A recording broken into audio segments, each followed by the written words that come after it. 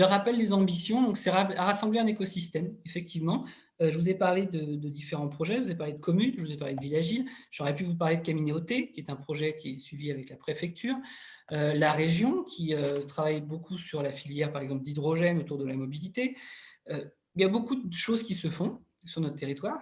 Le but, ce qu'on se dit, c'est finalement, il faudrait qu'on ait comme un programme chapeau, donc pourquoi pas Villagile finalement, qui permettrait de rassembler les acteurs économiques locaux et mettre en commun les forces et mutualiser les moyens.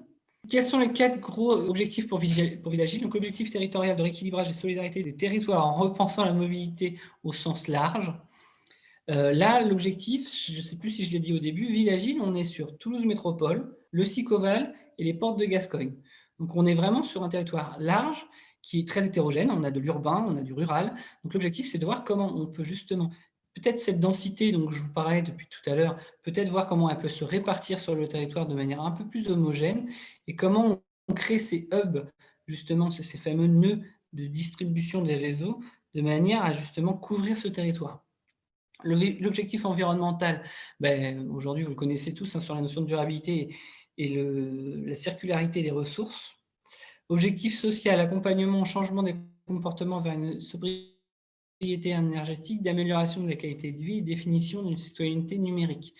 C'est vrai que je ne suis pas rentré forcément beaucoup sur le côté numérique, mais on va forcément s'appuyer sur les données pour pouvoir développer des services répondant aux besoins.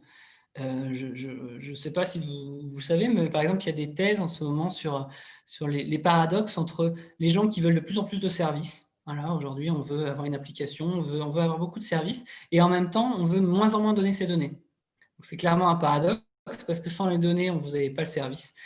Donc, il y a aussi ce juste milieu à identifier.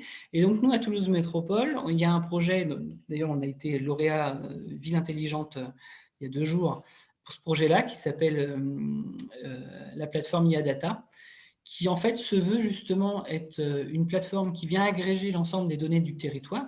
Mais quand je dis l'ensemble, c'est vraiment large, c'est l'ensemble des acteurs du territoire viennent nourrir cette plateforme, parce que c'est la convergence de toutes ces données-là qui permet de créer de nouveaux services, qui permet de mieux comprendre le territoire et qui va permettre justement d'améliorer la mobilité sur notre territoire. Par contre, la particularité dans notre projet IAData, c'est que nous, Toulouse Métropole, donc collectivité, on se veut être garant de la sécurité de la donnée, aussi bien personnelle que plus largement d'ailleurs. Et donc ça change entre guillemets quelques éléments vis-à-vis de l'utilisateur, c'est-à-dire que la donnée n'est pas donnée en pâture, entre guillemets, à ce qu'on appelle les GAFA, qui pourraient derrière l'utiliser pour faire d'autres choses et les revendre. Nous, on aimerait, si possible, dans un avenir assez proche, être en mesure d'avoir des applications qui soient tout aussi performantes, même plus performantes que des Waze, que des Google et ce genre de choses. Avoir, entre guillemets, je ne vais pas avoir le terme, notre leadership territorial avec nos propres outils. Voilà, si je dois le dire comme ça.